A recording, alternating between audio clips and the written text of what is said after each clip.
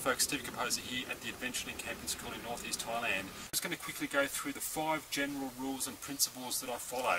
And these are just rules and principles, they're not hard and fast rules. So number 1 is no cutting down trees. I don't believe in cutting down trees in general. You can cut branches of trees. My problem is, if millions of people go out there and follow all the YouTube videos or the fake survival shows on TV, they're going to be cutting millions of trees down. And also, people who are cutting trees down to make shelters and so forth, I advocate a tent.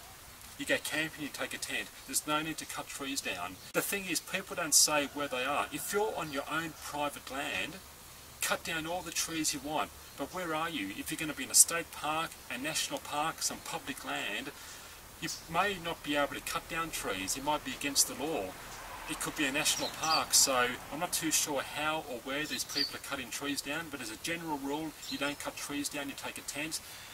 And then you're going to say, well, it's a survival situation. What's a survival situation? Again, if everyone goes out there to practice survival skills and cut trees down for primitive shelters and so forth, there's going to be no trees left. So I've got no problems with practicing emergency situations, building natural sort of debris shelters, but I do have a problem with cutting trees down. So that's one general rule that I follow.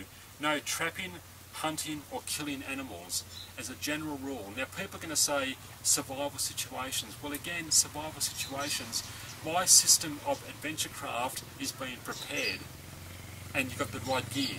That means having food and water. You're going out to a location where you know where you're going, you're going to be safe. You know you're not going to get lost. You're not going to the middle of nowhere then getting lost. You want to know where you're going. You're going to have the right gear and you're going to have food and water. If you run out of food and water, or if you can't make a fire, you come home. It's as simple as that.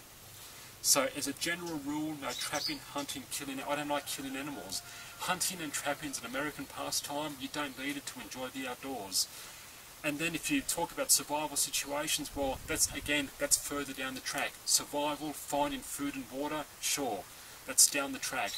But as a first instance, if you're learning my adventure craft system, that's the general rule. Number 3, you sleep in a protected, enclosed space like a tent.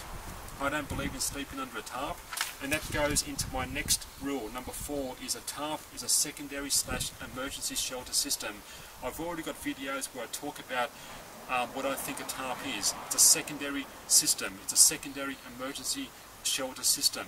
You want to have an enclosed space like a tent or a bunk tent of some kind. Bunk tents aren't waterproof. You can have a tarp on top as a secondary roof if it rains and so forth. So that's just a general rule that I follow.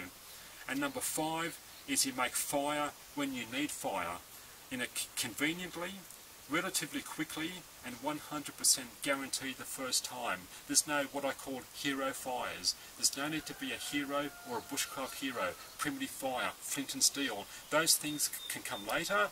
If you want to practice primitive fire and flint and steel and so forth, even char cloth's okay, but even that's not necessary. You don't need those things to enjoy the outdoors.